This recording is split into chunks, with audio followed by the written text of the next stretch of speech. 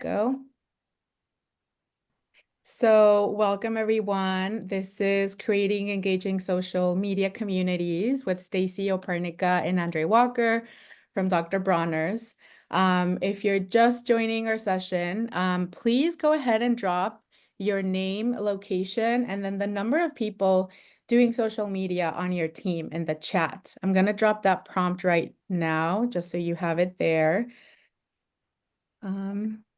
There we go. And then I'm just going to hand it over to Stacy and Andre so that you have the rest of the time, and they'll introduce themselves. And thank you, Stacy and Andre, for doing this. We're so excited.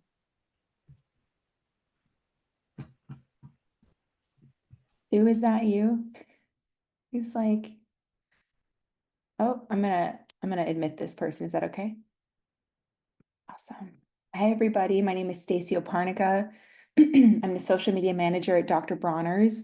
And just a little bit about me, my foray into media actually started when I was a sophomore in high school. I attended a high school that was separated into 4 schools, and the one I attended was digital media and design. So since then, I went to college. I studied journalism, graduated with a journalism degree, and then 2 weeks before I graduated, I hopped into my first real job into social media, and I've been doing it ever since. So that was about 12 years ago. And I've been at Bronner's for almost 9 years now. It'll be later on in October. And I'm going to pass it over to Andre while I read this chat and see where everyone is from. Hi, everyone. I'm Andre Walker, and I am the social media engagement specialist here at Dr. Bronner's. Stacy and our other colleague Allison handle the vast majority of content, and I get to interact with our community on a daily basis. Let's see, I've been at Bronner's for about 4 years now, I think. And prior to that, I launched social media platforms for Sustainable Clothing Company for about 10 years. So I really enjoy the interaction with folks and the ability to talk about the good things that we do here at Bronner's. Awesome. And I'm seeing lots of people from San Diego. So lots of locals in here. I see someone from Encinitas, San Marcos, Oceanside. So lots of North County, San Diego, City of San Diego. I saw someone from LA, Balboa Park Cultural Partnership. That's awesome.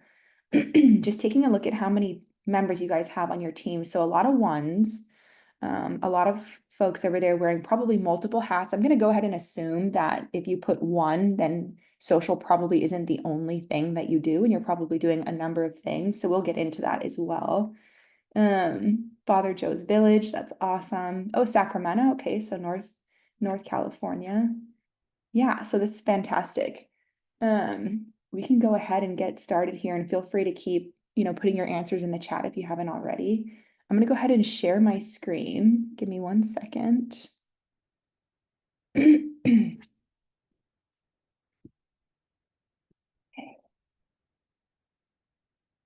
Can everyone see my screen? Awesome. I'm going to open up. Christina, can you confirm you can't see all the faces, right? I want to just be able to see people while I'm presenting. We can see your slides perfectly fine. Perfect. Yeah, thank you. Thanks. Okay, awesome. Okay, let's start with just a little grounding real quick.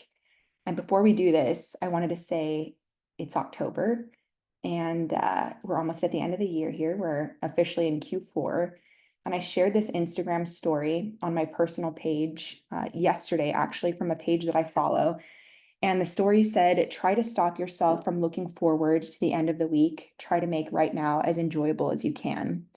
And my sister sent me a message, a private message, and responded, no. So whatever you bring in with you here today, whether you have low energy or high energy, whether you're feeling like you're in an inspiration phase and you're feeling really pumped, or you're in burnout mode or trying to come out of burnout mode, the capacity that you have right now is perfect for this session.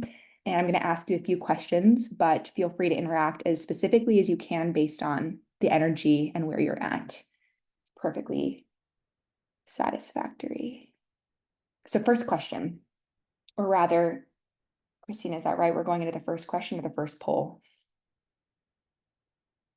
Does this sound right? Perfect. Sorry, I was on mute. Oh, you're Um, good. yes, we have a poll if you want me to launch it now. Yes, let's do that first. Great. So how much time do you have to spend on social media each week?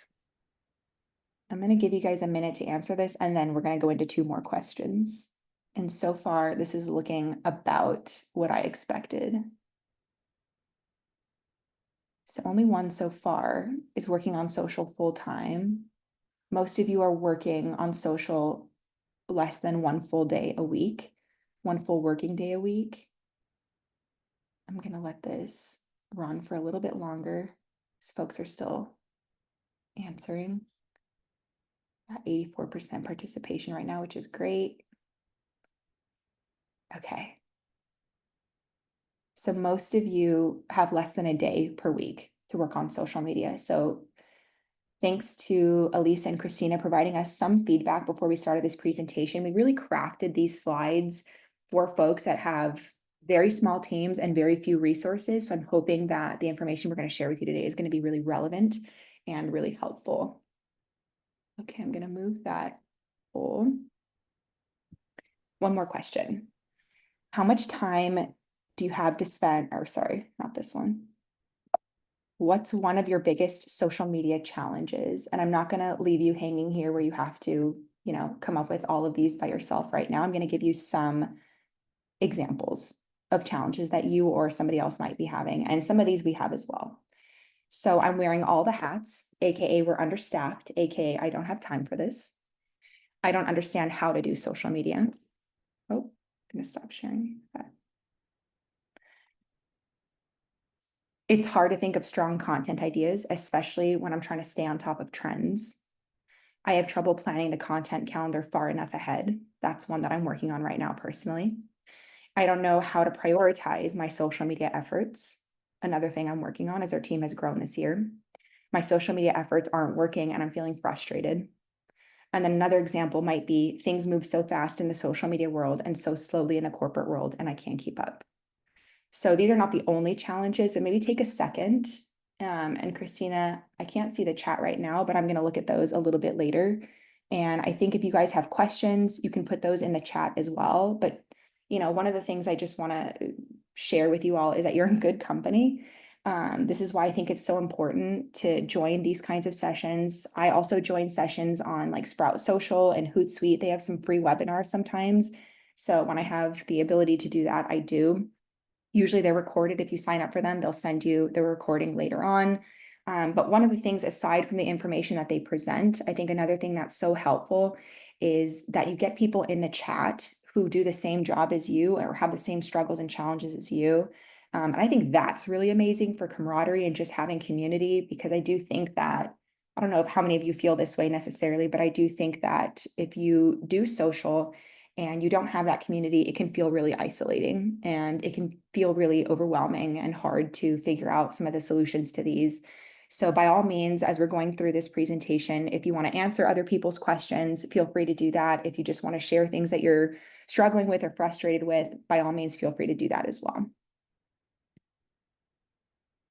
Okay, so here's one of the challenges that we're working on right now, which is prioritizing content requests and needs. And our president, Mike Bronner, he's told me once, I believe it was earlier this year or last year, that when everything is a priority, nothing is a priority. And that's really stuck with me. And I try to think about that when I'm moving through all the ideas and requests that we get for social and how to really make sure that our feed feels focused, which I think has been like a years long challenge that we've all been working on together as a team. So let's, hold on, there we go. Okay. So I want to share this impact matrix. This is a new tool that someone from our team introduced, I believe it was last year, and it's really been quite interesting. Just to give you guys some perspective or context as to the Dr. Bronner social media team, because I do think it's really interesting to hear how big other companies and organizations are when it comes to social. We have a team of 3 full-time social media staff members, and our 3rd person just joined in January of this year. And so it's been kind of shifting the resources that we have and the attention that we have to focus on things. And the impact matrix is one of the tools that I'm using right now with that person that joined. Her name is Allison, and she's focused mostly on content creation with a specific focus on video. So let's talk about this impact matrix. One of my favorite things about working at Dr. Bronner's, and I'm sure, I hope, and I think this is the case for a lot of you as well, working in the nonprofit world, is that there are probably a lot of passionate, activist-oriented folks and colleagues who want to do good. And that's one of my favorite things about Bronner's. And that also means we have a lot of requests and ideas passed through our desk, and a lot of things that people feel really passionate about personally. And everybody really wants to see that go up on the social page. And so one thing I've learned over the years is how important it is to be able to prioritize those ideas and requests, including our own ideas as well. Not just to manage resources, but also to manage like morale and to protect our sanity a little bit as well, to keep us organized. So one of the tools that we're starting to use is called the impact matrix, and it really focuses on effort versus impact. So quick, easy wins, we're going to start at the top left here, which, a lot of folks will refer to as like low hanging fruit. This is mostly where we're going to focus on this particular presentation today. This particular webinar is the low hanging fruit / quick, easy wins. So this basically means that these are content pieces that require low effort, but they have a high impact. And then to the right of that is major projects. So these are projects that require high effort, but still have a high impact. And, some of the questions I've been thinking about myself is like, what is a reasonable number of major projects to work on in a given month or a given quarter? So this is something that the impact matrix is going to help us answer personally at Dr. Bronner's in the next couple of months. So I'm working directly with that content specialist, Allison, and we're going through some of the videos that she's created this year, and we're organizing them based on quick, easy wins, major projects, and then fill in. So fill in it didn't require a lot of effort, but it also didn't have a high impact. So low effort, low impact. So we don't typically do a lot of these types of posts, but one example I can think of is over the winter break. So Dr. Bronner's, the whole company shuts down for the winter holidays for 1 week in December. So during that week, we intentionally schedule in what I would consider fill-in content. So it's really easy to produce, but it isn't going to generate a ton of engagement, because one of the priorities we have at Bronner's and on the marketing and social team is we need breaks as well, and social's nonstop. It's 24/7. And so if we were to post content during that meeting when we're shut down, that's generating a lot of engagement, Andre, who's our community specialist, he's going to feel inclined to be checking, monitoring, managing. He's going to be working over that break. And so this is one, example of when we are intentionally scheduling in fill-in content. We want something to be up. We want to keep our page active, but we're not trying to generate a ton of engagement. And then the last little box here is thankless tasks / money pit. It's not my favorite term, but for the sake of argument, let's just focus on thankless tasks and money pit. So these are projects that require a lot of resources, a lot of effort, but then have a low impact. So for us, we're never intentionally taking on money pit tasks if we can help it. And we do get these types of requests at times. And so usually I'll do one of two things if I'm getting requests for something that falls into that bucket. I will either try to push back, and we have to do that sometimes. No is an amazing word at times. I think it's a gift to the company when I say no, so that we can focus on other projects and do our other projects really well. Sometimes I'll push back and just say like, hey, my team doesn't have like the bandwidth to focus on this right now. We're focusing on X, Y, and Z, which right now are higher priority projects. Or I'll say, hey, this hasn't worked so great in the past. Let's figure out a new approach to make this more successful next time. So maybe it was a thankless money pit last time because the impact wasn't there. But maybe there's an opportunity for us to change that strategy. And at least if we need to, put in a high effort, we'll at least get that impact as well. So we've just started using the impact matrix to assess where our social resources are going and what the impact truly was. So some of the questions, are we spending 60% of our energy on projects that are highly time consuming and aren't moving the needle? And for us, moving the needle could mean a couple different things. It could mean, it's not generating a lot of engagement. It's not generating the petition signatures. It's not driving sales. It's not driving website traffic. There's just crickets there.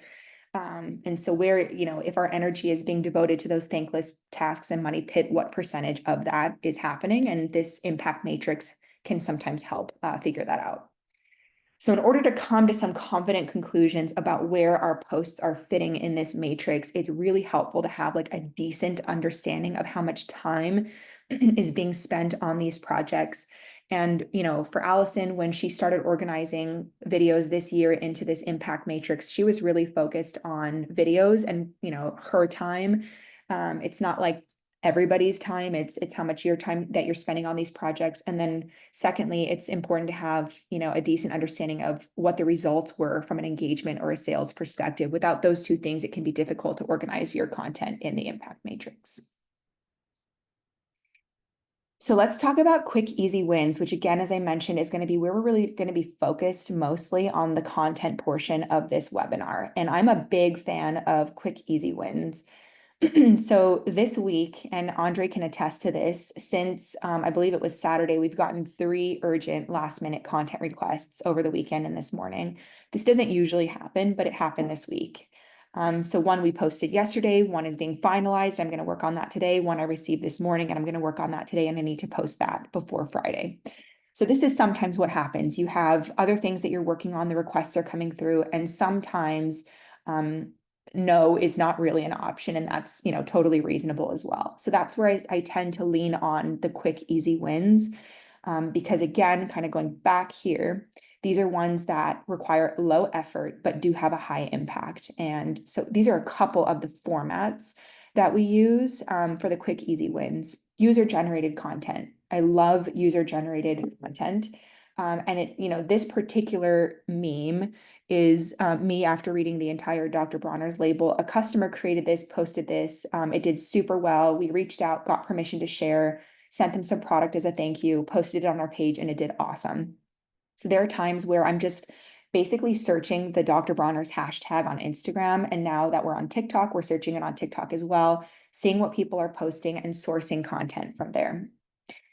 Now, quick, easy wins, we have a news graphic. So we have a template already created. Our design team basically created this template for us in Adobe Stock. I don't know what the cost is of Adobe Stock, but that is one way. I think Canva is another alternative. If you have templates ready to go, oh my gosh, how many times this has saved me and how many times I've used these formats. I don't know, hundreds probably. So this one is our news graphic template. So I'm actually going to be using this news graphic template for one of the requests that I got over the past couple of days. And for that one, we're actually going to be sharing our blog, a blog post, and I'm going to share it in this template. So that's going to be like very quick for me to create. Then we have text graphics. We used to use screenshotted tweets in a square, which did amazingly well. And then we started branding it a bit more. So this is what we call like our sentence graphic or a text graphic. And this we use to basically make very clear and strong political statements for Dr. Bronner. So this is a post that we published, I want to say last week, if I'm not mistaken. And this for us works really, really well and is super easy to create. This is also a template that is created for me in Adobe Stock. So I just go in and I change the text, I download it, and I can finish in literally like 60 seconds. Then we're also testing something brand new. We just started testing these a few weeks ago. So these are something that we're calling like a quick stat video, like a quick statistic video. So instead of producing like a whole video, gathering existing or filming new footage, we basically use existing footage and we loop what's basically like a 4, 5, 6 second video. And we just have, the same video looping over and over again with like a quick stat. So this is kind of like a more dynamic, alive version of a text graphic. And again, compared to producing an actual video, night and day difference in terms of resources. And Allison has just produced a batch of like 6 or 7 of these, which is pretty amazing because that's a lot of content that, she was able to create in basically a day, less than a day. So this is something that's really new for us. We're still testing if this is something that we're going to continue to do. And I'm sure we all know that, testing, failing, succeeding, and retrying is something that we do quite a bit on social media. Okay, so another quick. Oh, yeah. Someone had a really quick clarifying question in the Yes. chat. On the text graphic template, do you all write the text or do you pull it from somewhere? Or is it a combo? Both. So we write the text. A lot of the time we are writing the text ourselves. So these are like very Dr. Bronner's-esque type statements that we might be making. So yes, this is text that come from our blog, come from our about page, come from usually already approved messaging, which for us is helpful because whenever we come out with something that's brand new or we're saying something in a way that we haven't quite said it before, we got to go through the red tape, which is great. And I love the red tape at times. It protects us. It makes sure, it allows us to make sure that, what we're putting out there is really accurate. But when I'm thinking quick, easy wins, for me, if I'm really low on time, I'm pulling statements that I already know have been approved. It's just easier because I don't necessarily need to go through that approval process again. Hopefully that answers your question. Okay. Good question. And then another quick, easy win. So I'm actually going to be sharing some slides that I pulled from the Social Media Marketing World Conference. A lot of you are in San Diego. This is one of the biggest, if not the biggest, social media conference, I believe, in the country, and it's in San Diego. And it's usually in the spring, if I'm not mistaken. Andre and I attended earlier this year. And so there, it is like a 3-day conference, and there's a plethora of amazing speakers and presentations there. And this is one of the slides that they had shared. So I wanted to share that here with you. So one other quick, easy win is to repurpose content. And there's a lot of different ways that we can actually repurpose content, which is basically a fancy word for reshare. You don't always need to create more content. Sometimes we just need to do more with the content that we have. And the same colleague that introduced me to the impact matrix introduced me to the term sweat the assets. So let's make sure that we're sweating the assets as much as we can. So I'm going to go through a couple different ways to reshare content that, and some of these I didn't think of. So one is copy to another platform. Very obvious. I think this is the most popular and basic form of repurposing content. So literally posting the same exact thing, Facebook, Instagram, LinkedIn, which we do sometimes. And maybe we'll adjust the caption a little bit. Excerpt smaller pieces. So what that actually means is like turning one long form video and chopping it up and editing it. And so now it becomes 3 short form videos. And now that one piece of content just became 3 pieces of content. And you can actually share all 4 of them if you wanted to, if there's enough space in between. You can update old content. So you can address questions that came up the first time that you posted it, for example. So you can also reformat into something else. So on the right-hand side, all 3 of these posts are about creating a foaming soap with Dr. Bronner's soap, which if you don't know, you can do that and it's awesome. And so this first photo here is actually user-generated content. If I'm not mistaken, it was taken by a colleague's like neighbor and he sent it to us and the post did amazing. This type of photo, this very like lo-fi, looks like anybody could have taken it. These types of posts actually do super well on our social media pages. I think it just feels a little more authentic. So this is a UGC photo. And then we also have a version of that, which is a video. So a DIY foaming soap. This is a video that Allison created. And then this is a photo that a colleague took. And interestingly, these 2 photos, these like UGC style photos actually outperformed that video. And we'll get into format and focus in a later slide. Another way that you can repurpose content is to curate your own content pieces. So that basically means like grouping content by category, such as our most liked posts of the year. And then you have an Instagram carousel of 10 different posts. Let me move this line across my face. And so you can just basically pull, the top 10 most liked posts of the year and share that as one post at the end of the year, for example. You could also group by category. Let me think about this for a second. For Bronner's, we might do something like green cleaning recipes, quick tips, employee benefits, which we'll get into in a second. So there are different ways you can kind of categorize things without actually producing new content. You're just grouping them together into new posts. You can multiply current content pieces into new similar pieces. So this is kind of an interesting one from that conference. If a post about red velvet cake does well, let's do another post about red velvet pancakes, red velvet cupcakes, etc. So like this clearly works and people are really into it. How can we use that as inspiration to kind of continue on in that topic? Sometimes you'll see folks post something on social media, it does well, and then it turns into a series very organically. So this is like a tiny version of that. And then one thing I just wanted, like a quick tip, is to decide on the focus before the format. And I think you know, and we're guilty of this at Bronner's as well. People see video and they're like, video, like we got to do video. We got to post this as a video, but sometimes a video might not be right for that particular post. Sometimes the actual focus of that topic, what we want to be talking about, the focus itself isn't super high priority. So we need to kind of manage, you know, creating video is a very resource intensive thing. So maybe for a post or a topic that isn't as high priority based on our overall marketing strategy, we might want to pick a format such as a photo, a graphic, one of those quick, easy wins that's a little bit easier for us to produce, won't take as much resources. So some of the examples of a focus might be people, about a person or an organization, a day in the life, an interview, answers, who are they? So like, who is David Bronner? Who is Mike Bronner?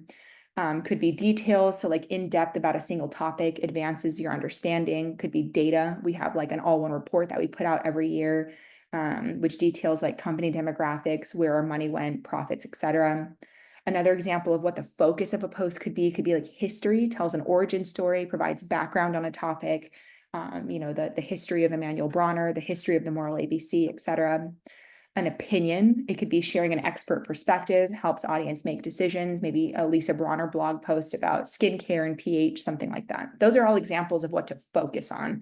So we want to decide what we're actually talking about before we decide how we want to talk about it. Now, how we want to talk about it is format. So that could be like an infographic. It could be a tool like a calculator on our website that helps customers convert ratios to their respective unit measurement and bottle size. That sounds very scientific. What that basically means is we have like a dilutions cheat sheet for Dr. Bronner's where you combine 2 tablespoons of this in a 32-ounce bottle of soap, but then, you know what I mean? How many tablespoons will depend on how big your bottle of soap is. So something like that could be like a tool. Audio interviews are revealing, possibility for a podcast, that type of thing. Those are all examples of format. For like teams that don't have a lot of resources, I tend to go with graphics and photos and text-based graphics as well. And then again, we're testing those quick stat videos, which are very easy to produce. Okay. Oh, hold on, give me a second here. There we go. Okay.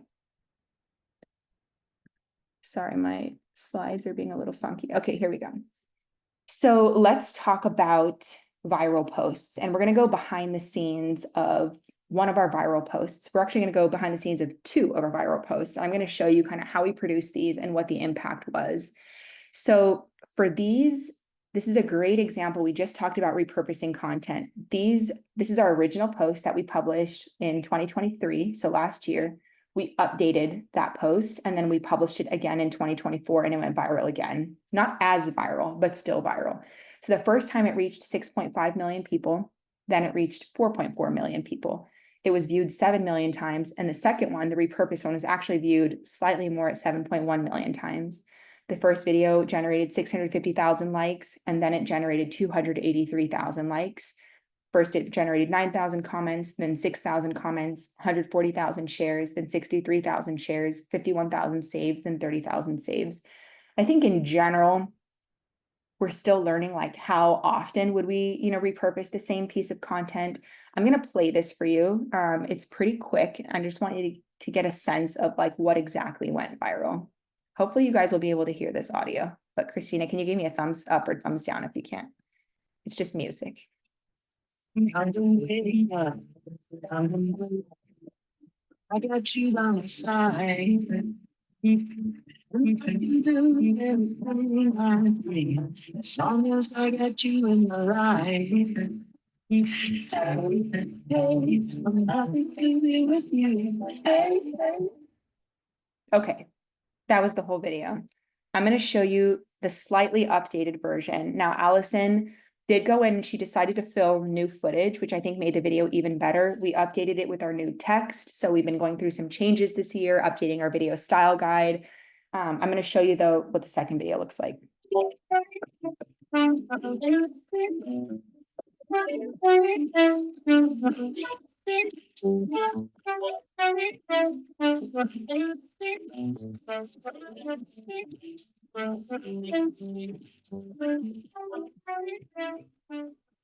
Okay, So the main information and the main reason we decided to reshare this is because the actual data in that video was updated. So we have a new starting wage, that type of thing.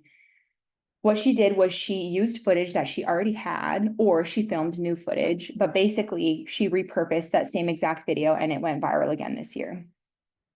And I will say also, just for context, employee benefits and company culture and how we treat employees has been the only topic to actually go viral on Instagram over the past couple of years. It is something that our customers are extremely interested in and very moved by. And so we know this and we're using this learning in the future. And it's definitely, you know, becoming one of our top activist focuses for Dr. Bronner's. Okay. So this is kind of interesting. This actually happened last week. The editor-in-chief of Entrepreneur Magazine, his name is Jason Pfeiffer. He posted our updated employee benefits video on LinkedIn last week and said, this boring video got 7.1 million views. And when you see why, you'll rethink your whole strategy. And I thought this was interesting. Of course, having created the original video, seeing boring, I was like, how dare you? But I see his point. At the end of the day, we're not filming something that's you know, like the Now This videos or anything like that. It's basically a video slideshow. So in terms of quick, easy wins, this for me would have been more on the quick, easy wins versus like a major project. So his perspective is that showing, not telling, is what made this post go viral. And I think there's a lot of truth to that perspective in general. However, we also know that this topic itself is something that our customers are super interested in. So I loved one of these comments with one person saying the subject matter itself is what made it go viral, and the video would have done well even if the benefits were written on a paper towel. And I shared that with my boss and he was laughing like, hey, we should give ourselves a little more credit. And, you know, it was a funny moment, but at the end of the day, I actually agree with him. We were kind of joking, like maybe we should run that as an experiment. I do think that at the end of the day, the focus itself of the post is what did so well. And again, another reason to make sure that the focus is really strong before we get kind of distracted by the format. Okay, so let's see here. This is the post that went viral this year. As you can see, same exact topic. What is Dr. Bronner's 5-to-1 salary cap? I'm going to play this for you as well. So the 5-to-1 salary cap means that the top executives in the company will never make more than 5 times the lowest paid fully vested worker. That's somebody who's been here for 5 years, the lowest position. Most companies, they just eat all that extra profit up with huge bonuses and yachts and all kinds of crap when you could be doing so much good in the world. An ethical company should pay a fair salary and good benefits and enable people to make ends meet on the wages they receive. Everything in addition goes to charity and the causes we support. So we're really trying to set an example of just being reasonable. You know, we live great. We live an awesome life. We feel enriched by the super high, joyous vibes around here. For us to prosper, everyone needs to prosper. Love it. The topic itself, right? I mean, that's really what made this do so well on social media, but there are other components to it for this particular video that I wanted to share. So what happened with this video? Reached 4 million people, was viewed 6.5 million times, 360,000 likes, 7,000 comments, 76,000 shares, and 30,000 saves. And Andre will attest to how busy he was over, it was like a couple of months because the post kept getting shared and we kept reboosting it because it was doing so well. So I think he answered more than like, or not answered, but reviewed more than like 14,000 comments and messages in 1 week or in 1 month, if I'm not mistaken, because this post was generating so much engagement. And this was just one of the posts that was generating 7,000 comments. And we post, you know, obviously a lot more content in a month. So he was very busy. He will tell you that. So why I think this worked. Let's talk about this for a second. It's number one, it's a topic our audience in the world cares deeply about. Americans rated inflation as one of the top problems facing the nation. This affects people. It's relevant to them. They know what it feels like to work hard in a stressful job and to still struggle financially. So there's an emotional connection. It's very close to them, this topic. We walk the walk. So we're not just saying all companies should, you know, be more generous, which wouldn't have been a very strong enough statement by itself. So we're showing, you know, not telling to the entrepreneur editor-in-chief's point, you know, that Dr. Bronner's provides tangible benefits for its employees. People appreciate that. They're inspired by that. They want to support companies who live their values. And it doesn't feel highly produced. So the people you see in this video are, you know, or at least in the previous video with the employee benefits, those are actual factory workers who are down to be in the video. Those are not like paid actors or models or anything like that. Those are the people who are genuinely bottling the soap that you have in your shower if you have Dr. Bronner's in your shower. So it doesn't feel highly produced. The people you see in this video are real employees doing their jobs on the production floor. It feels like a behind the scenes. It feels like a sneak peek. You kind of get to see how the soap is made to some degree, or at least how it's going down the assembly line. And obviously we have beautiful employees that are they have great smiles. That really helps. They're excited. They want to be in the videos. We're really lucky from that perspective. Okay, so what went into these videos? So here's how I would kind of classify these behind the scenes of both of these posts. So the one on the left, as I talked about, I would consider that to be a quick, easy win, because again, we used footage largely that we already had. We were repurposing it, and the footage that Allison gathered that was new, she was able to grab at like different events or just walk into the factory. And sometimes it takes like 10 minutes. We walk through and we get the footage that we need. Because this video is focused on employee benefits, we're focused on employees, and we have a lot of them that work in the factory. So for that, we're kind of using like the resources that we have on hand. I would consider the video on the right to be a major project and not a quick, easy win. The reason for that is because we actually had to schedule time with Mike and David Bronner, who are CEO and president, if you didn't know that. And so they're very, very busy. They have very impacted schedules, but they were super, stoked to be in the videos. It just took a little bit of time to kind of figure out how we get about an hour of their time at that point. We needed to film B-roll. We ran out of time. We had to do that another day. Like there's just a little bit more scheduling gymnastics that happens.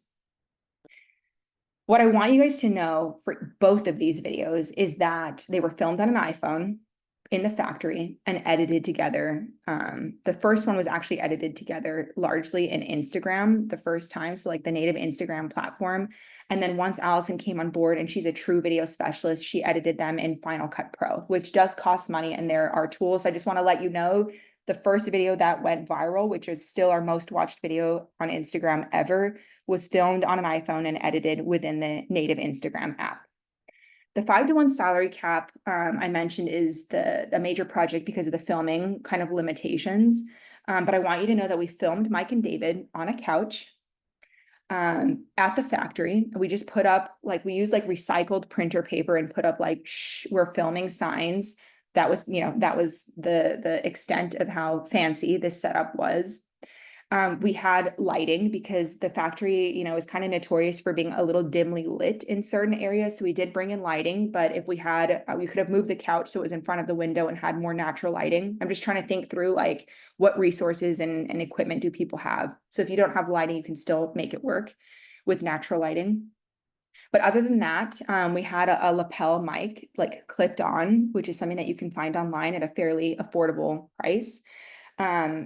And that was the extent of our setup. It was Mike and David Bronner on a couch being filmed with an iPhone, and it did amazing. So I do want you guys to know that the major project piece comes from the scheduling, but other than that, this was a very easy kind of a setup, and it did amazing. Now, the second video that we're looking at is our second most liked Instagram video ever. It's our third most viewed Instagram video of all time. And it also did really well on Facebook and on LinkedIn, but I'm focusing on Instagram just for the sake of this meeting. Okay, one more slide here, and then I'm gonna turn it over to Andre to talk about community engagement and customer experience on social media. So this is another slide from that conference that I really liked. I like these little lists, so do's and don'ts, and I love this attention without retention is clickbait. For me, it's not just about getting people to follow the page, but it's to want to stay following the page, that we want to just constantly be delivering them, really relevant content that they want to share with their own sisters, their brothers, whoever, family, friends, colleagues, something that makes them laugh or makes them feel something. That's the type of content that we're really trying to produce.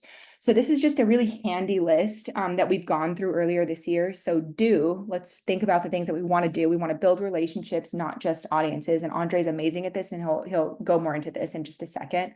I love this, right at a 5th grade reading level. I think ChatGPT is very helpful for this.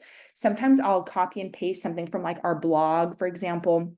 And then I'll ask ChatGPT, can you rewrite this at a 5th grade reading level using layman's terms? And what it spits out is often very, very helpful. I'm still usually going to do some editing, not copying and pasting directly, but definitely ChatGPT has been an amazing tool, a free tool as well. Include text and captions in videos always. Captions is something that we're doing now for all of our videos. To just make it easier to follow along. And some people are in bed watching TikTok and Instagram videos at 1 a.m. while their partner is sleeping. That's me sometimes. And so it's helpful to be able to follow along in the video, even if you can't hear. Have a hook on your video within 2 seconds. And I honestly think that 2 seconds is actually too much time. I would say in the first like second, if you can try to get me to pause or to stop the scroll, as they say, often we're just like, going through Instagram like this. You need to have something there that makes me think that it's worth the time for me to stop and actually like engage with your video. So don't save that juicy bit for 15 seconds into the video. Oftentimes, if the first 15 seconds aren't interesting enough, people won't even make it to that juicy bit.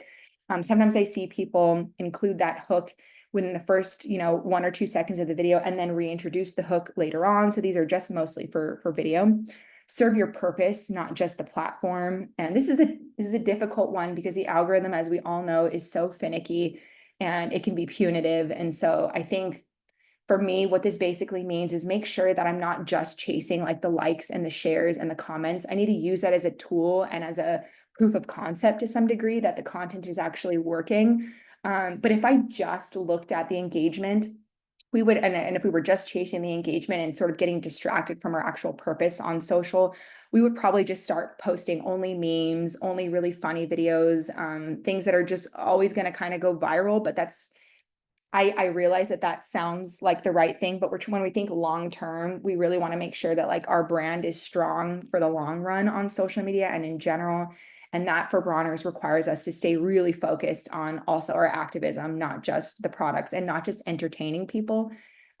With that being said, I would say we try to infuse some form of entertainment in all of our content to the best of our ability, particularly videos, while still, again, staying focused on the purpose.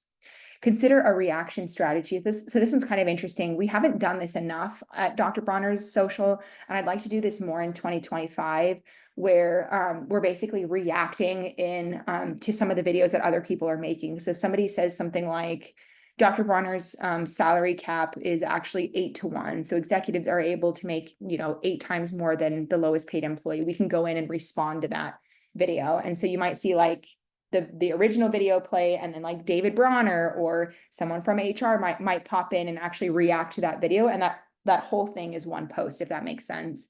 And we're always trying to think through, okay, what's the simplest way for folks in the company to do that? Like a selfie style iPhone video that they just send to us. Maybe we meet them at the factory and we film with them, a type of thing. But a reaction strategy could be a great strategy. It doesn't have to be a video.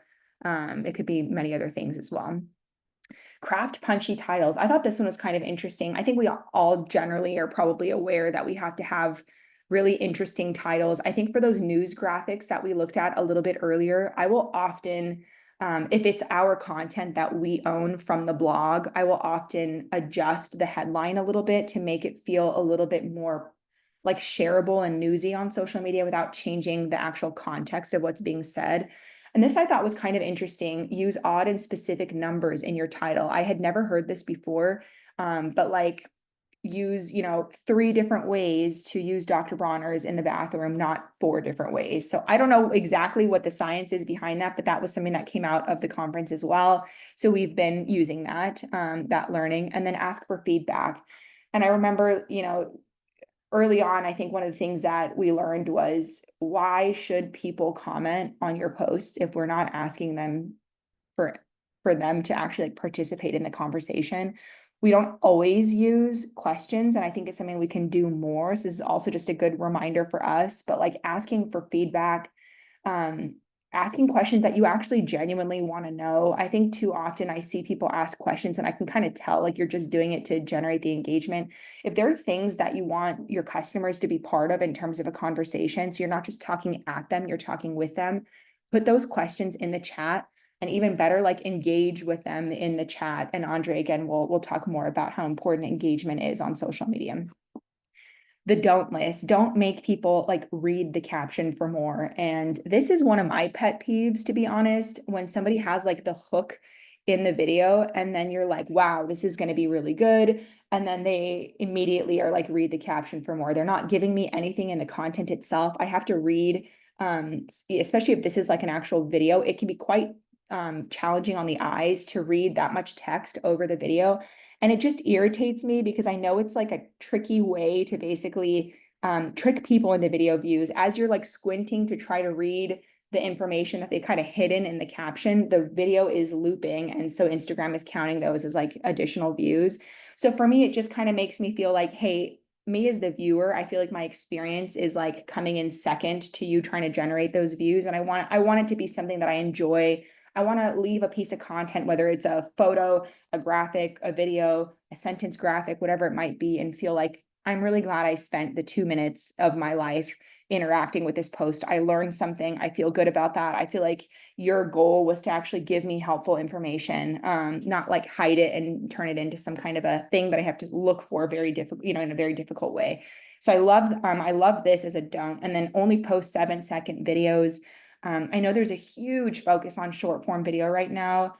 For us, I would say we generally are around like the 30-second mark. I think it's important to be able to experiment with these like super short videos, like the 7-second ones, but to only post those and to totally exclude long form, I think is probably a mistake. Don't hard sell on TikTok. I don't know how many of you are on TikTok, but this is something that, Gen Z is very sensitive to. I think a lot of us are very sensitive to it these days, is hard selling on any platform, not just TikTok. I would say instead lead with a more product education perspective. So some of the questions I ask myself when I'm creating content is like, what need does this serve? What questions does this answer? What value does this provide? Like really keeping that person in mind. Would I share this with my family or not? And why not? Those types of things to make sure that the content itself still feels really strong. This one I thought was kind of interesting too. Don't rely on learn more as a call to action all the time, that it's not a very strong one. Is there something a little bit more specific that we can ask people to do? Don't overuse commas. So, those really run on long sentences, try to break those up into shorter bits. Don't care too much about follower count, which I think is also tricky because it is so exciting to see our communities grow and to see our content impact that follower growth, the rate of growth, and just to know that people are excited about the content that we're producing. But again, I think this is one of those things similar to not paying too much attention to the algorithm, too much attention to engagement, and too much attention to follower count. Sometimes I think it can be distracting. It can kind of take us away from our true purpose and have us start chasing those numbers in a way that doesn't really feel brand authentic. Which I think is really difficult and something that we're always trying to strive to find that balance. And sometimes we go too far left, too far right. And thankfully we have, colleagues that we can lean on to be like, hey, I think, we could use a little bit more of X, Y, or Z on the feed. Or things are starting to feel a little too salesy or something like that. And this one is also a tricky one. Don't try to be for everyone. I think this is something that, I don't know, Elisa and Christina, I feel like, and Andre, I feel like we're, I think we're in it right now in terms of like really trying to focus, who our audience is, what our core products are, like where we can have the most impact from a sales perspective. And so I think this one is tricky because we do want to be for everyone, and we do think that we are for everyone. But like Mike Bronner said earlier, when everyone's a priority or everything is a priority, no one is, and it can be really hard to focus in on a clear content and marketing or engagement strategy when it kind of can go in like 50 different directions. So how much time is that? 10:51. That was a lot. I'm gonna hand it over to Andre, and I'm excited to read the chat to see if any questions came up and just kind of what you guys are feeling right now. And there is going to be a section at the end, like Christina said, to just answer questions, which I'm excited for, the Q&A. I don't know that we'll be able to answer all of your questions, and I hope I've been able to communicate that we too are, challenged by some of these things as well, even though we have, probably a larger team than a lot of you. So yeah, definitely just want to let you guys know we're all in this together, and I'm excited to read some of those comments. I am going to stop sharing. Andre, so you can take over. Oh, Stacey, you know what? I thought you were gonna just continue to share the slides. Oh, sorry, you are absolutely right. Give me 1 second. Yeah, no worries. Hey, everybody. This is Andre. First, let's take a deep collective breath. That was a lot of information to take in. I did notice in the chat, Elisa or Christina had said that you can receive the slide deck after this. So don't worry about missing something. If there was something on a slide that you thought was informative or that you wanted to follow up on, you'll get the deck. And Stacey and I have both been in the same boat as lots of you. As I was looking through the chat, how many folks are working on social in your organizations? Generally, it just looks like it's just one for a lot of people. And then all of the challenges that you are facing. Stacey and I have both been the only person responsible for creating content and doing all the engagement at one time or another in our careers. So we know exactly how you feel and where you're coming from. There is light at the end of the tunnel. You will get there, and try not to feel too overwhelmed. You can only do what you can do and just do it to the best of your ability. So once again, my name is Andre. I'm responsible for the engagement here at Dr. Bronner's. And probably the most important thing that I always look at every day before logging on is these three things: empathy, active engagement, and sharing. Empathy is my initial filter. I'm always thinking about what our customer is thinking, how they're feeling. I'm appreciative that they've spent time out of their day to interact with us because they don't have to, they choose to. Active engagement is important. We get hundreds, thousands of inbound comments all the time. But sometimes I need to go outside of that feed and look at other things and other places where people are talking about Dr. Bronner's that I wouldn't normally see. And sometimes that's just as easy as looking at our hashtags, right? So I'll look at Dr. Bronner singular, I'll look at the hashtag Dr. Bronner's plural, and then I look at the hashtag soap all the time, which seems very simple, but it's our primary product that we sell. So I find lots of interesting both comments directly about us in those hashtag feeds, but also things that I probably would have never seen otherwise. So don't feel stuck in your feed all the time. I noticed that some of you said you don't have a lot of engagement. Use that opportunity to go out and find conversations that would be relevant to your organization and chime in with things that will actually be helpful to people, and that will help drive them back to your organization's platforms. So empathy, active engagement, and then sharing. And I'm always looking for good user-generated content. We share a lot in our stories, and I think it's a nice way to connect with people who love the product and are posting about us anyway. So those are my three filters as I log in each day, and that sort of grounds and settles me and gets me ready for both the good days and the tough days. The two images you'll see on the slide are our Instagram and our Facebook profile images. Those are our two primary accounts. And even though Facebook has a larger follower count, the vast majority of our engagement comes on Instagram. And so that's where you'll see a bunch of the examples from today.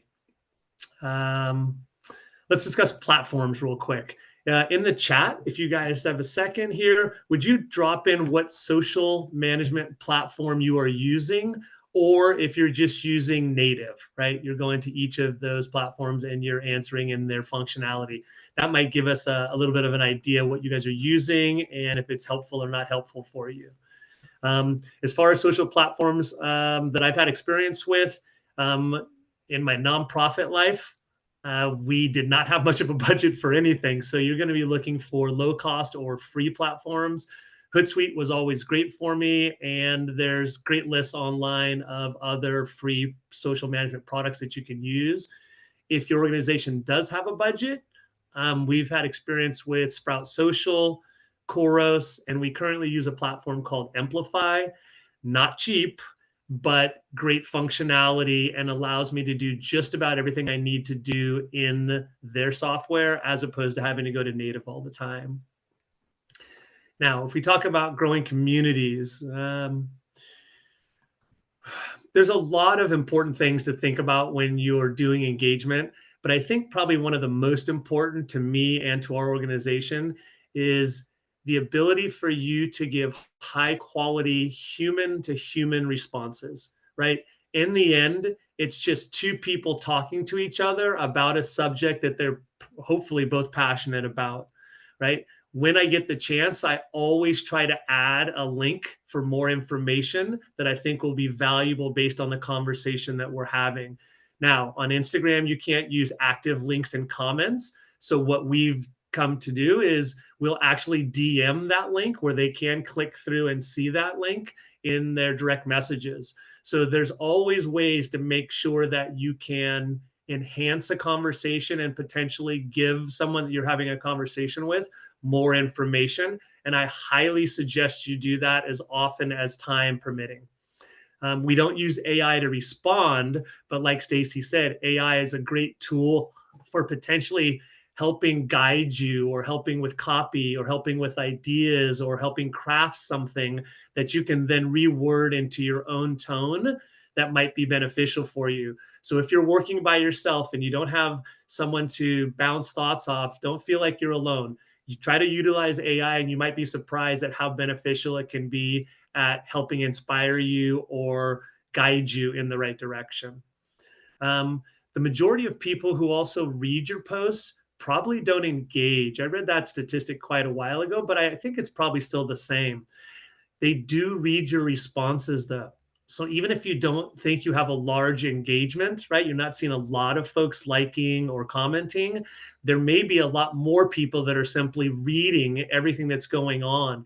So make sure you take time and focus to craft responses that might almost be considered a little bit of an overshare, right? But you want to give them all the possible information you can that's going to help them either with their question, thanking them for their comment. I almost always will like a post unless it's negative, just to let that person know that we read their comment, right? That's really my response is just by liking that comment. If there is a question or something a little bit deeper, then we spend a lot of time around how we comment and what we comment, and I'll get to that in a couple of slides. Active engagement, like I said, when time permits, get out there and look for topics that are relevant to your organization. And then responding and sharing the stories is also an easy way to generate additional content for your feed, right? If someone's sharing a story, it's going to expire in 24 hours and it's relevant to your organization or positive, then share that into your feed. You know, that makes sense. And then lastly, Stacy mentioned that when we do like high quality UGC that we find from other people, we will always ask them through a DM if we can share that into our feed. And when we do, we generally send them a nice little care package to say thank you. This just builds the relationship that we have with people. And we have seen the amount of stories about us grow dramatically. Sometimes when I first started, we would go days without a story that I would see about Bronner's. And now there's so many stories that I have to pick and choose so that we don't put too many stories into our feed. So build relationships, content will come. Next slide, Stace.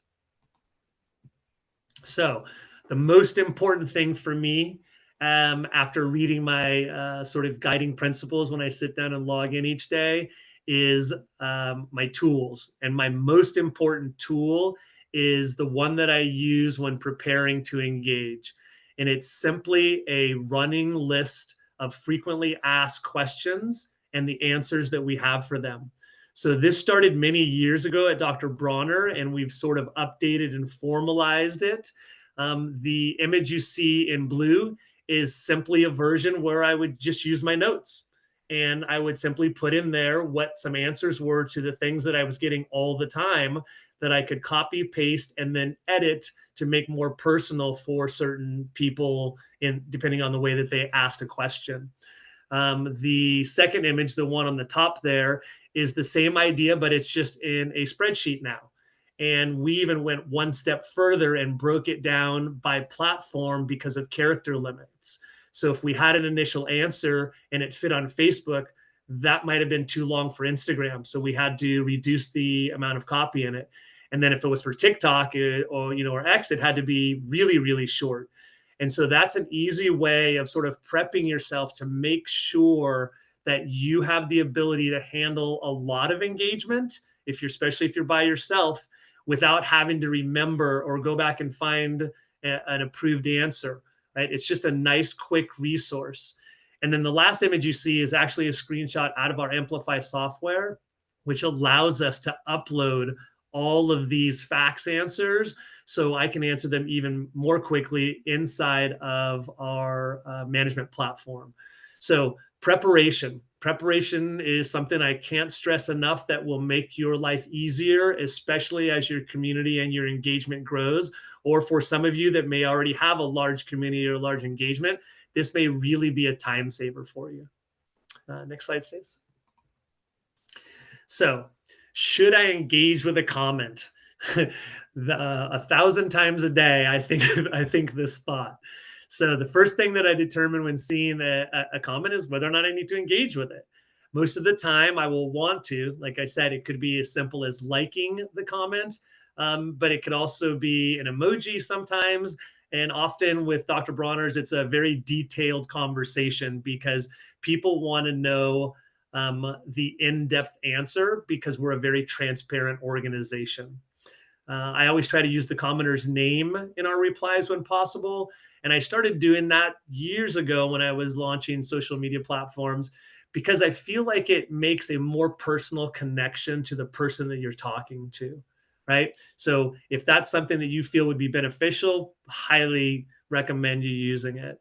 Whenever possible, like I said, I add a relevant link that gives the commenter the opportunity to learn more about the subject we're discussing. The link is most valuable when it comes from your organization's website. Now, some of you may not have the answer or the additional information. Make sure it's a well-respected website that you're linking to if it's not coming from your organizational website. And then one of the filters I use when I get into some difficult conversations is I often imagine that I'm talking to a close relative and I try to be as empathetic as possible with them.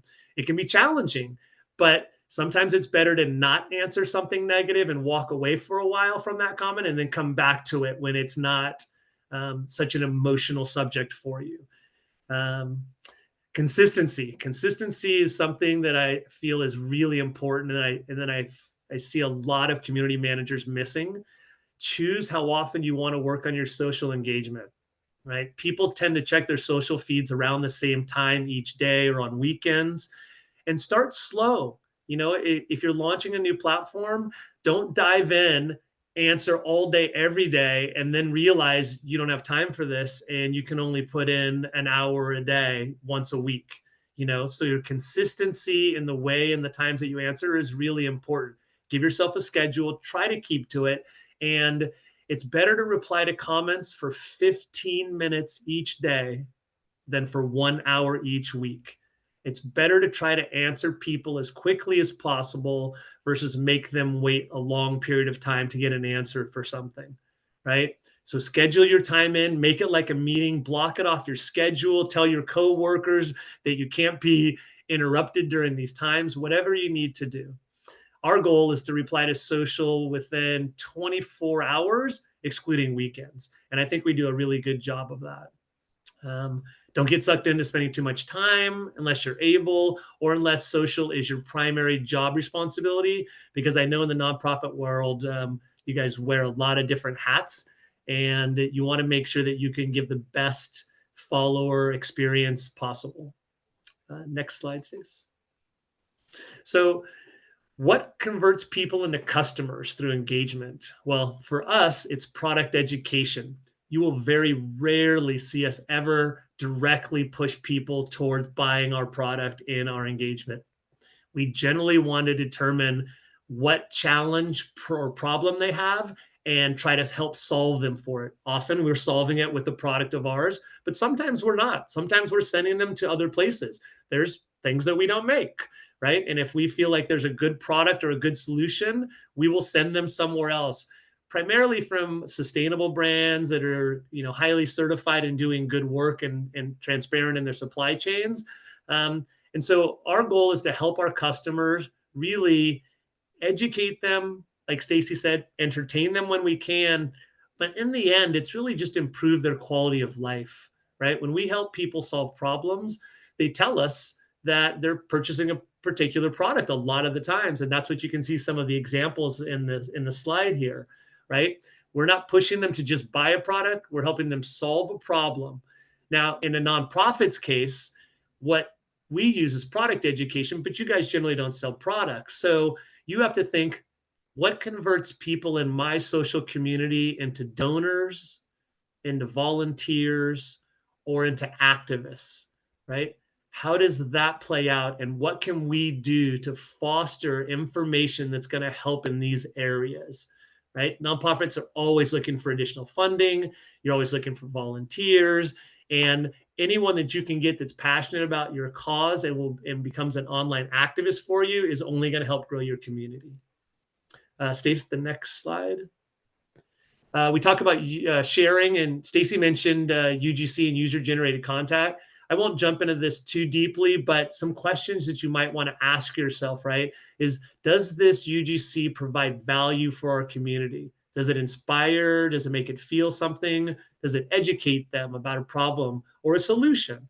Does it let them know how they can help your organization? Does it let them know the things that your organization does? Or does it include, well, I put a product of our image in our case, but in your case, it would be something different, right? It may be a logo, it may be your organizational building. A lot of times it may be the events that you put on. And then always try to use a high quality image or video, because we've found that posts that are blurry don't perform well. And statistically, photos with faces perform better, smiling, happy faces. Next slide, please. So Stacy talked about a lot of our content, and one of the most important areas of content for us, back one, Stace, I think. There you oh, did we not get one in between there? All right, that's fine. We'll go to that one. So there's a lot of information that we've talked about today. There's a lot of information you guys probably get from different stakeholders in your organization. One of the things that may be helpful for you is to create a social media strategy if you don't already have one. You probably have lots of pieces for this strategy in different places, and it might be a good time to put them all together. So here are some components that you might include, right? Like, why do you use social media? What are the platforms you use? But more importantly, why do you use those platforms? The image you see here for us is, how do we engage with our customers, and what is our tone, right? So even if there's one of you, or excuse me, if there's multiple people on the team, the tone may vary slightly if you're doing engagement at different times with different people, but you still want to stay within a general guidelines of your organization and your strategy, right? You want to talk about how you create content, UGC, what hashtags you use and why those are important for your content. And if you're an overachiever, you might even want to put a style guide together, right? We're lucky enough to have a design team that has a great style guide for us for overall Dr. Bronner's assets. And then Stacy has customized that along with Allison so that we know exactly what we want to use. And then we edit that to what performs in our channels and what doesn't perform. So I guess in summary, there's really no shortcut to growing a thriving community, right? Your personal passion, your consistency, your clear messaging, and last, your personalized touch is going to help you grow your community much more effectively than chasing trends. Do these solid base work, and sometimes the viral posts will come, and they're great and they're nice, but they're not what we work for every single day, right? That's not the core of our strategy. So thank you guys. We appreciate the time you've been here. And I think Stacy or Christina or Elisa will start taking some questions if they don't already have them. Elisa, I see your hand is Oh, raised. I didn't mean to have my hand up. Oh, okay. But thank you. Yeah, there is a question that I pinned that let me just scroll up over here. So Jack Knoxville asked, I wanted to ask if you all have thoughts on whether it's better to share the same content on multiple platforms or create unique content for each platform. I could take that one. I think it depends. In a perfect world, if we had, all the resources all the time, I would love it if each of our platforms were super differentiated. Even for us with a 3-person team, that's not always reasonable or realistic for us. So I think even if you slightly adjust the content for each channel, that would still be a win in some cases. I think changing the format can also be really helpful. I think just paying attention. So for example, I would say that at times photos do better for us on Facebook than videos, but videos do better for us on Instagram than photos. So I think just kind of like keying into what your audience is looking for. Are there patterns in the engagement that you're seeing for the content? And then you can kind of make those adjustments that way. That's one of the things that I would also like to do more in 2025 is start to isolate some of those adjustments. And so we can kind of plan for those from the get-go. We need a photo for Facebook. We need a video for Instagram. Maybe we need like a link for LinkedIn, but the caption is still largely the same. And we're still trying to utilize the same kind of resources to some degree. And so hopefully that helps, but I would say it really depends on how much time you have to spend on social media. I think for me, if I had like 1 hour, for example, per week to spend and I had multiple channels, there's a couple things that come up. One, do I have the bandwidth to be managing all of those channels actively? If we haven't posted in a month and maybe it's time to revisit whether it makes sense to be active on that channel, whether to devote all of your resources to 1 or 2. And then I think the second thing again is just, tracking the patterns and the performance of your content and being able to make those adjustments that way. And I will say that for us, we do that on all of our channels to some degree, but TikTok, which we launched on earlier this year, is one where we are certainly trying to differentiate that a little bit more. And it's been interesting because it is a different world. And so hopefully that answers your question. But I do think that resources are gonna kind of determine how unique each platform is going to be able to be. Thanks, Stacy. I think this one is for Andre. Johan asked, do you copy and paste responses or do you try to rewrite them each time to make it feel more authentic? Yeah, that's a great question. Depends on the volume of the question. So generally, it's easy enough to do a copy and paste on them because we have spent a lot of time and energy to making sure that it's a really clear, simple answer. So time permitting, you can customize that as much as you want. If you have thousands of comments on a post, you're probably going to be doing a lot of copy and pasting, but it gives you the opportunity to at least get back to everyone as opposed to not answering a lot of people. Hope that helps. One thing I'll add to that too is on those videos that we looked at earlier that did super well for us, the employee benefits ones, I would say the top question we get, and Andre, correct me if I'm wrong, is like, where can I apply? So there'd be like hundreds and hundreds of comments. And before we were like answering each of those comments with like, hi, go to drbronner.com/careers. But at this point, we're like, that's not a good use of time. So now we just put it in the caption. We'll say like PS or update. We've gotten a lot of questions from you guys about where to apply. You can go to drbronner.com/careers. And maybe we'll even put that in a comment in the Instagram video, or rather in the Instagram comment thread. And now Instagram allows us to pin our own comments, which is really nice. So at that point, my boss Rafi's like, if we put it in the caption, we pin it to the comment. Like to some degree, we got to let people like make their way over to the website if they want to. But in these cases, from a resource perspective, it doesn't make sense to like reply to 300 people with the same exact response. Yeah, hopefully that helps. And then there's one more in the chat, and then we can just let people unmute and ask open questions. But the last one is, where should I go to learn on how to create a social media strategy? Should we include data for the best engagement, or is it better to test after? That's an interesting question. If it were me today, and I've used this not necessarily for a social media strategy, but for other strategies, including like how to launch a video series on social media. I go to my trusted friend like ChatGPT to at least help me start with that foundation. I found that it can be like that AI support can be actually very helpful. How do I, what are the goals that I should think about for creating a social media strategy? I honestly think that that's a very underutilized resource when it comes to things like this.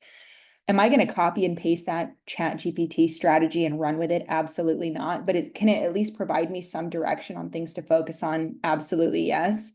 When it comes to creating a social media strategy, I don't know if it'd be helpful. We are actually working on updating ours right now. We haven't updated it since 2021 and it's very out of date. But I almost wish that I had put that in this presentation to at least give you guys an idea of what it kind of looks like. But I would say it starts with our goals. So like, why do we use social media? Like Andre was saying, I think that's such a great question. And you might be surprised that like driving sales is not actually one of the top reasons that we're on social media. It's kind of like a byproduct of what we do, it happens organically, but which I love. But I think defining like the why you're on social, what are the goals that you hope to accomplish? For me, the next piece or one of the next pieces would be like, what are the content themes that we focus on? So for Bronner's, for example, we have like our core products are like liquid and bar soap. And so for 2025, we're like hyper focusing on liquid and bar soap because we do have other products. So that might be like a component of our 2025 social media strategy. What are our activism focuses? It might be drug policy reform and employee benefits, or, you know what I mean? Treating the company well, using profits for good. So that would go into like a social media strategy. I think the formats that work really well for us, you would definitely see the quick, easy win graphics be in there as well. Those are things that we use quite often. I think, so we have these templates that would go into a social media strategy, as well as like our video guidelines. So what are the fonts that we use? How long should the text be for a sentence graphic? Are there do's and don'ts, that type of thing? We photograph in these ways. We don't photograph in these ways. We try to use smartphones and not like high res cameras. So it feels a little bit more authentic.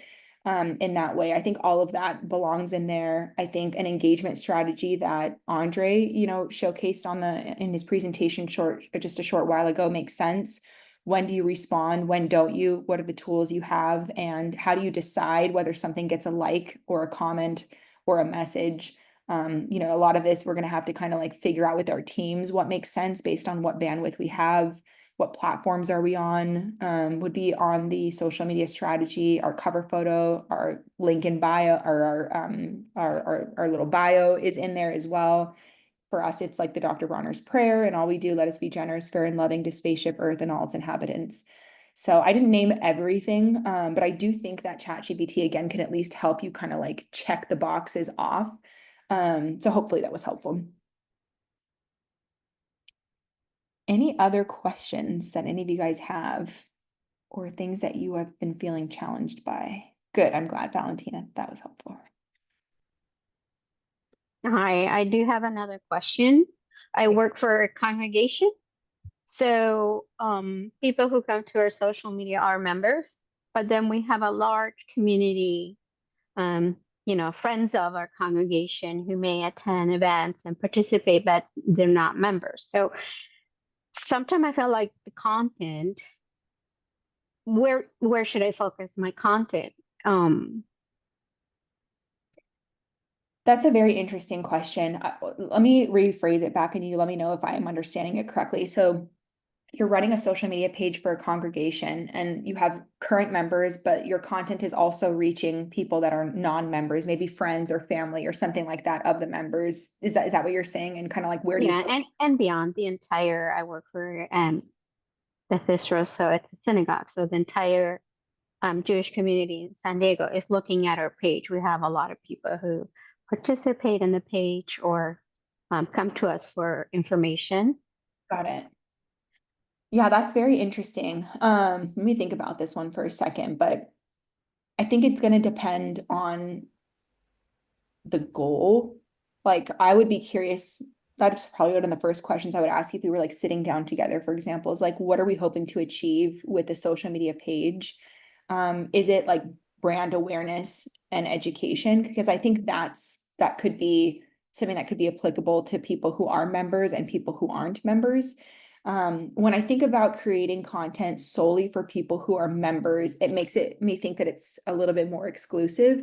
So I think there's like a little bit of a not contradiction, but there's going to be a little bit of a tension for me there if I only focus my content on people who are members, because I'm reaching so many folks who may not be able to be a member or for whatever reason. And so for me, I'm thinking this is a global audience on Instagram. I would be probably interested in at least having a portion of my content be something that no matter where you are or whether or not you've joined this particular congregation, that you can still learn something, that it's still shareable for people. But it's a little bit of a tough question to answer, because I would want to know a little bit more about what the goals are. But hopefully that was kind of helpful. But yeah, happy It to is. sit with that a It little. takes me directly to figure out my strategy, right? It's great. Yeah. Yeah, and if you have any other questions, and either you or anybody else after this meeting, I don't know, Christina and Elisa, if people were to email you with thoughts, then I'd be happy to get back to folks after this as well. Jack, hi, from Trans Empowerment Project. That's awesome. How are you? Oh, I'm doing pretty well, thank you. Hey, thanks so much for this session. I think it's awesome.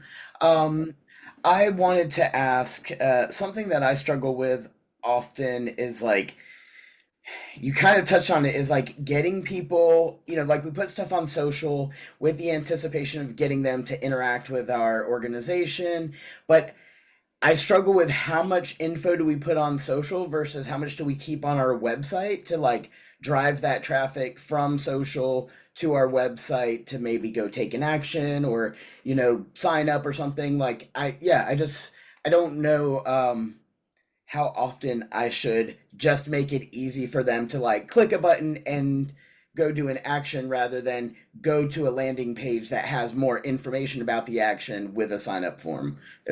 Hopefully that made sense.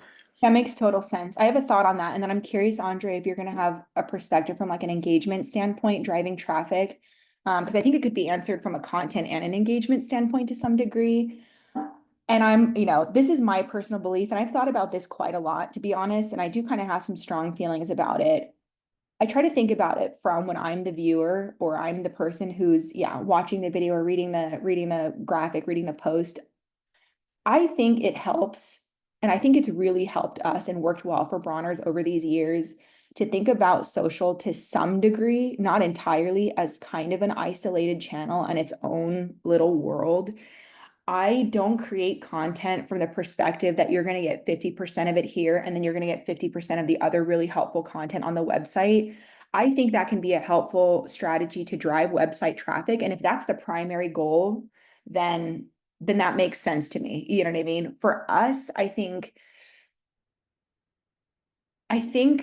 my perspective is that it's nice to be able to get at least a majority of the information on the actual post that I'm engaging with right here.